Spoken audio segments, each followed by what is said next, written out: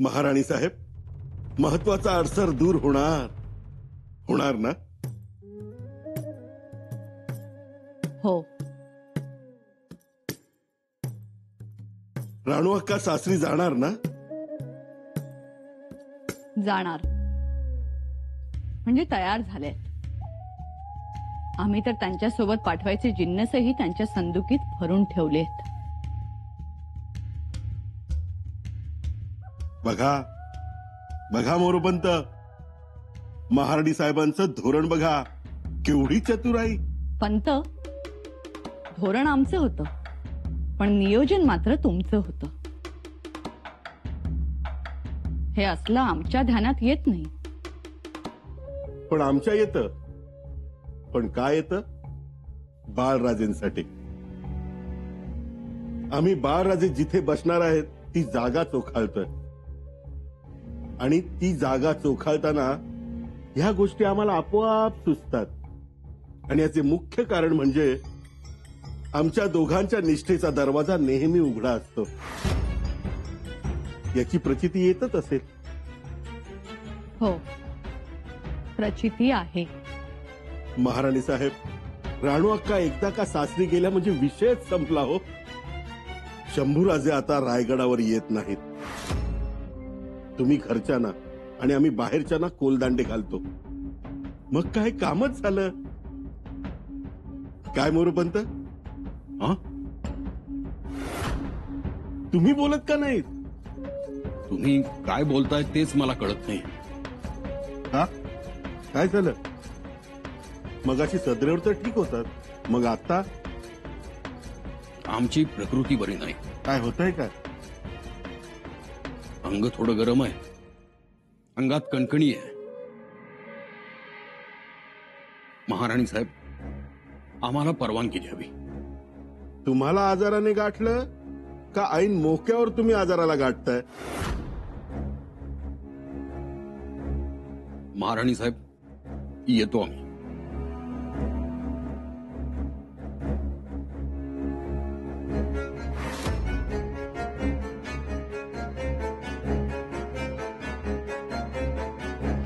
अचानक काय झालं मोरोपंतांना?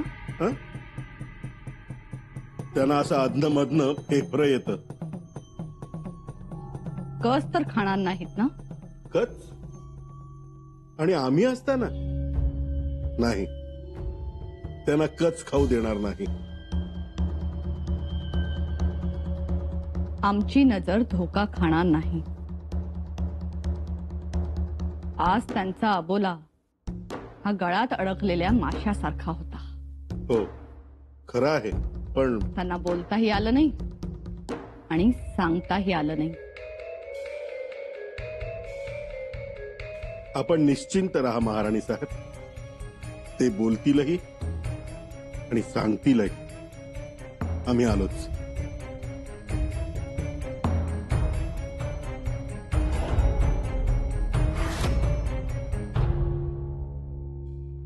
थांबा मोरोपंत. अहो, आम्ही आहोत मागे. थांबा. काय झालं? सुर्नीस अति सर्वत्र वर्जते. आता थांबूयात आपण. कारण आपण युवराजांना जसे समजत होतो तसे युवराज नाहीत. थांबा. बरोबर, हे तुम्ही बोलताय? हो, कारण वेळोवेळी त्यांनी आपलं निर्दोषित्व सिद्ध केलंय. त्यात ते वाकबगार आहेतच. ते कुठेही अडकत नाहीत, सही सलामत बाहेर पडतात.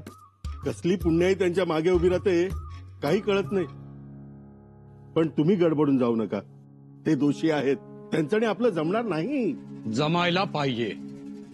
एवढ्या पराक्रमी युवराजांशी जमून खेळायला पाहिजे. वा मोरोबा, हा, झपाटलं का काय तुम्हाला? एवढा पुळका आला तुम्हाला? येऊ देऊ नका. त्यांच्या विरोधात कालपर्यंत तुम्ही आमच्या खांद्याला खांदा लावून उभे होतात. तीच चूक होती आमची. क्षुल्लक गोष्टीवरून आम्ही स्वतःला अपमानित समजलो आणि तुमच्या कच्छपी लागलो. पण आता नाही. आतापर्यंत जे झालं ते गंगेला मिळालं. गंगा खूप लांब आहे. रायगडाच्या पायथ्याशी वाहते ती काळ गंगा. पंत, या सगळ्या गोष्टी थांबवू आपण. महाराजांच्या विचारानं काम करू, नव्या जोमानं काम करू. मोरोबा, अवघड होईल आपलं. असा काढता पाय घेऊ नका आणि अशा अर्ध्यातून साथ सोडू नका. आम्ही साथ सोडत नाही आहोत, उलट साथ देण्याची भाषा करतोय. कुणाला? शंभूराजांना? अहो बघा, मोगलांशी केवढं राजकारण करून आलेत ते. तो शहजादाही स्वराज्यात येणार होता. तो आला असता तर केवढं मोठं राजकारण साधलं असतं. अरे वा मोरोबा, तुम्ही नुसते झपाटलेले नाही आहात, तर तुमचा कायाकल्प झाला आहे. तसं समजा हवं तर. पण स्वराज्याचे पेशवे आहोत आम्ही, आणि सत्यता समजल्यावर सुद्धा त्याकडे डोळेझाक करणं योग्य नाही. आता जे बोलायचं ते महाराजांच्या पुढेच.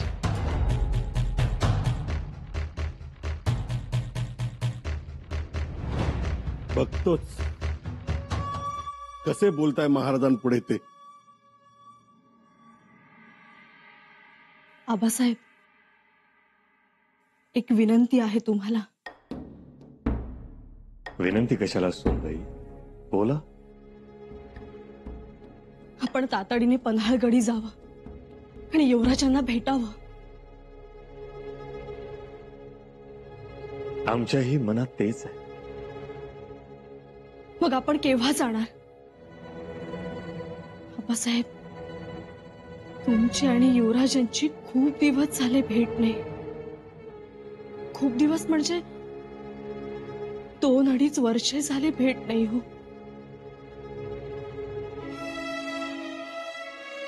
सोनबाई, इतके दिवस झाले नाही?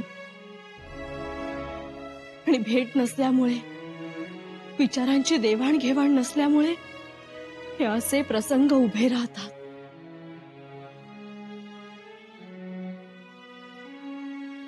खरं तर सुनबाई, बंद दाराआड आमच्या दोघांमध्ये जी मसलत झाली होती त्याचाच हा एक भाग आहे. पण यापुढे आम्ही अधिक काळजी घेऊ. आणि सुनबाई, आम्हालाही अगदी निवांतपणे मन भरून बोलायचं आहे आमच्या लेकराशी. मग केव्हा जाणार आबासाहेब? लवकरच. आम्हाला गड उतार होण्याचा दिवस सांगावा. सुनबाई, आम्ही आग्रही आहोत, त्याचं कारण आहे आबासाहेब. तुमच्या सहवासाची युवराजांना खूप गरज आहे. नाहीतर युवराज मोडून जातील. उत्तर दिग्विजय मनासारखा करता आला नाही, त्याचं शल्य तर असेलच. शिवाय त्यांच्याकडे रोखलेल्या बोटांनी ते आणखीन जखमी झाले असतील. आबासाहेब, तुमच्या मायेची फुंकरच त्यांच्यात नवा जो मानेल. युवराज दुखावतील हो. आम्हाला कल्पना आहे त्याची.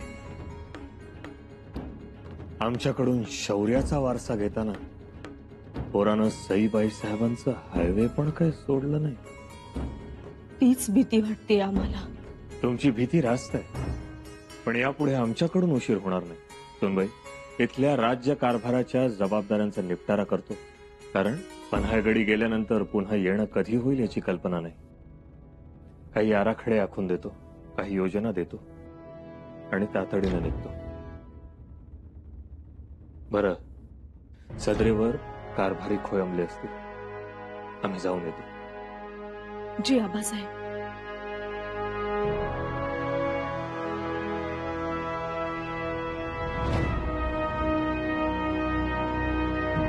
मला असं वाटतं महाराजांनी पन्हाळगडावर जाण्याची घाई करू नये.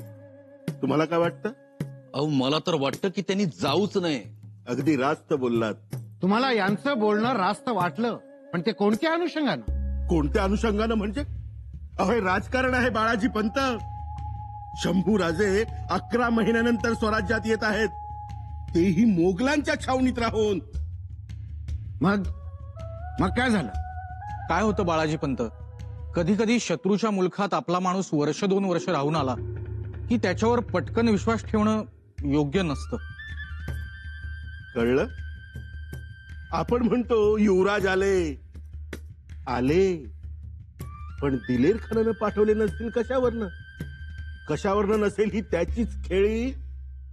अहो 11 महिने राहिले म्हणजे बिर्याण्या खाल्ल्या, कंदुरी खाल्ली, मैफिली सजवल्या, त्या दिलेर खानाचा दिलरुबाही ऐकला आणि आत्ता याद आली म्हणून छावणीतून निसटले. हा सगळा बनाव नसेल कशावरून? राहुजी, यात काहीही बनाव नाही.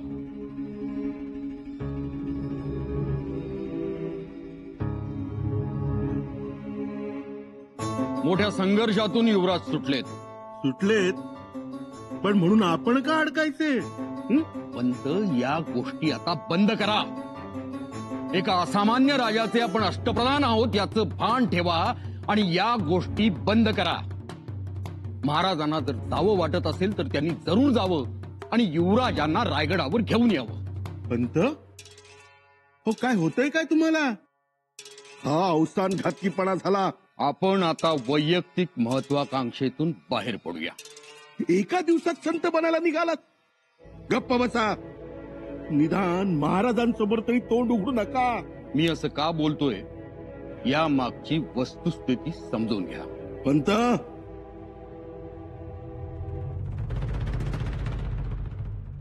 राणूबाई साहेब, हा, माफ करा, राणीबाई साहेब म्हणलं पाहिजे तुम्हाला. काहीतरीच काय हो? काहीतरीच नाही काय. अहो तुम्ही कामच असं केलंय.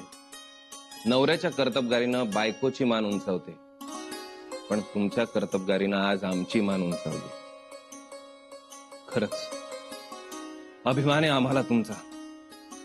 महाराजांनी तर केवढं कौतुक केलं. रायगडावर ज्याच्या त्याच्या तोंडी तुमच्या धाडसाचंच कौतुक आहे.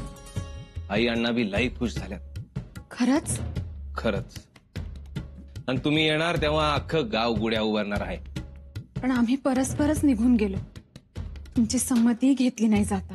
या समध्या सोपस्कारापेक्षा तुम्ही शंभूराजांच्या मागे तातडीनं जाणं गरजेचं होतं. तुम्ही गेलात, त्यांच्यावर सावधपणे देखरेख ठेवलीत, त्यामुळे वाईट काही झालं नाही. तुम्हाला तिथे जावं लागलं, तुम्ही गेलात, छावणीत राहावं लागलं, त्रास झाला, सतत काळजी, काय होईल काय नाही, झोप नाही तो दिलेर खान समोर. पण आता नाही. आता तुम्ही घरी चला आणि आराम करा. इकडचं भांड तिकडं ठेवायचं नाही. आता आम्ही तुमची सेवा करणार. मागेल ती वस्तू तुमच्या हातात आणून देणार. आता 2 पावलं बी चालायचं नाही. लोड तक्क्याला टेकून आरामात बसायचं. काय हो हे? कोणी ऐकलं तर काय म्हणतील? राणू, लखुजी राजे जाधवांच्या घराण्यात शौर्याची परंपरा तर आहेच, पण त्यात बायकाही धाडसात शौर्यात कमी नाही. त्या निजामाच्या दरबारात नवरा आणि 4 मुलांवर तलवारीनं हल्ला चढवला गेला. कत्तल झाली. लखुजी राजांच्या पत्नीनं म्हाळसाबाई साहेबांनी दरबारातून 5 प्रेत घोड्यावर घालून दौलताबाद देवगिरीहून सिंदखेडला आणली. त्यांच्या चितेला अग्नी दिला, पण डगमगल्या नाहीत त्या. पुन्हा त्यांनी नातू पंतूंच्या मनगटात ताकद आणि छातीत हिंमत भरली. त्यांच्या लेकी सुनाही धाडसात कमी नाही हे सिद्ध केलं तुम्ही. शाबास. बस, तुमची शाबासकीची थाप मिळाली. आमच्या सगळ्या त्रासाचं कष्टाचं सोनं झालं. आता काळजी फक्त एकच आहे. अनाजी पंतांच्या डोक्यात काहीतरी शिस्त आहे. आम्ही गडावर राहू नये आणि तुम्हाला घेऊन लवकर गावी निघून जावं अशी त्यांची घाई आहे. त्यामागचा हेतू अजून समजला नाही. त्यामागचा हेतू एकच, दादासाहेबांना विरोध. आम्हाला माहिती आहे त्यांना दादासाहेबांना रायगडावर येऊ द्यायचं नाही आणि दादासाहेबांना या म्हणणाऱ्यांनाही इथे थांबू द्यायचं नाही. याचा सोक्ष मोक्ष लावलाच पाहिजे.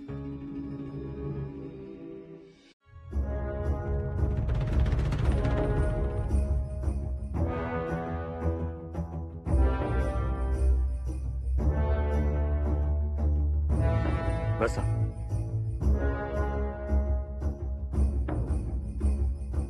आम्ही पन्हाळ्याला जायला निघालो. शंभूराजेंना भेटायला.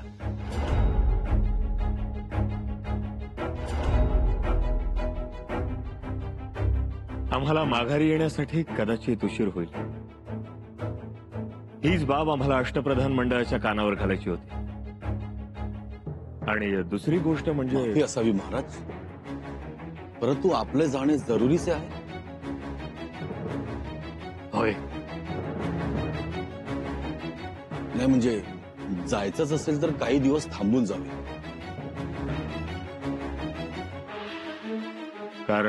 कारण शंभूराजेंचं असं स्वराज्यात अचानक परत येणं ही गनिमाची चाल तर नाही ना याची खात्री करून घ्यावी.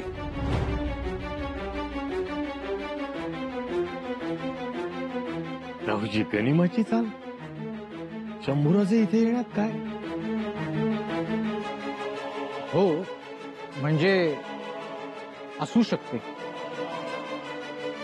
शंभूराजेंना सोडवण्यासाठी, शंभूराजेंना पुन्हा स्वराज्यात घेऊन येण्यासाठी आपणच सगळ्यांनी प्रयत्न केलेत ना? हो, पण आम्हाला असं वाटतं की जायचं असेल तर आपण जावं, परंतु विलंबाने. महाराज, शंभूराजांच्या येण्या जाण्यावर प्रश्न उपस्थित करणं योग्य नाही. शंभूराजे आता स्वराज्यात आलेलेच आहेत. महाराजांनी जावं, उलट तातडीनं भेट घ्यावी. मीही त्याच मताचा आहे. हो, पण महाराज, जाण्यापूर्वी महत्वाच्या गोष्टींचा निपटारा करावा. म्हणजे पन्हाळगडावरून येताना विलंब झाला तरीही स्वराज्याची कोणतीही कामे अडणार नाहीत. त्यासाठीच आम्ही तुम्हाला इथे बोलावलंय. सदरेवर खोळंबणारी कामं काय आहेत ती सांगा. त्याचा निपटारा करूया. बघू. महाराज, काही मोहिमांच्या हिशोबाचा ताळमेळ लागत नाही. कोणाच्या मोहिमा? बहुतांश मोहिमा पेशवे साहेबांच्या आहेत.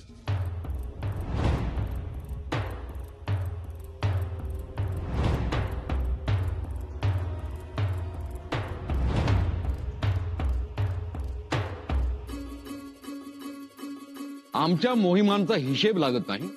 हो, ठीक. आणखीन काही? महाराज, एक महत्वाचा निवाडा करायचा आहे. चिमणाजी देशपांडे खेडबारे येतील. आणखी? महाराज, कोकणात काही बांधारे बांधायचे आहेत. तसेच घाट रस्ते नव्यानं आखणी करायचे आहे. आणि स्वराज्यातील 216 गावांना तगाई माफ करायची आहे. ठीक आहे. संबंधित कामांना आमची अनुमती आहे. खर्चाचे सगळे तपशील आमच्याकडे पाठवून द्या.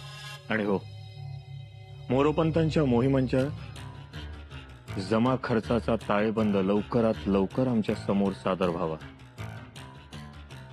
ताळेबंद बघून त्यानंतरच आम्ही पन्हाळगडाकडे रवाना होऊ.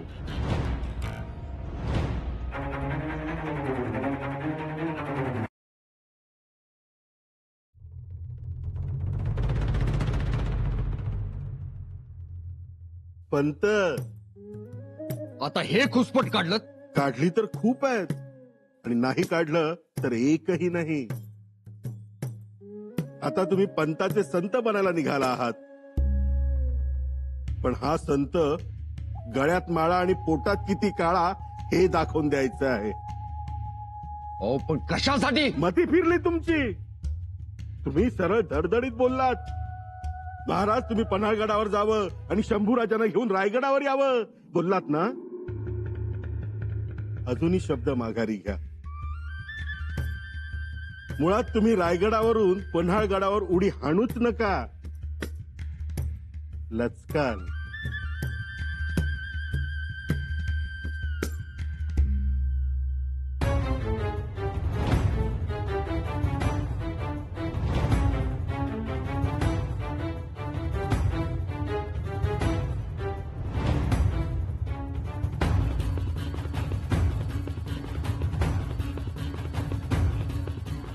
राणू अक्का? हो, आम्हीच. राणू अक्का, दादासाहेबांच्या राणू अक्का. तुम्ही सगळं ऐकलत?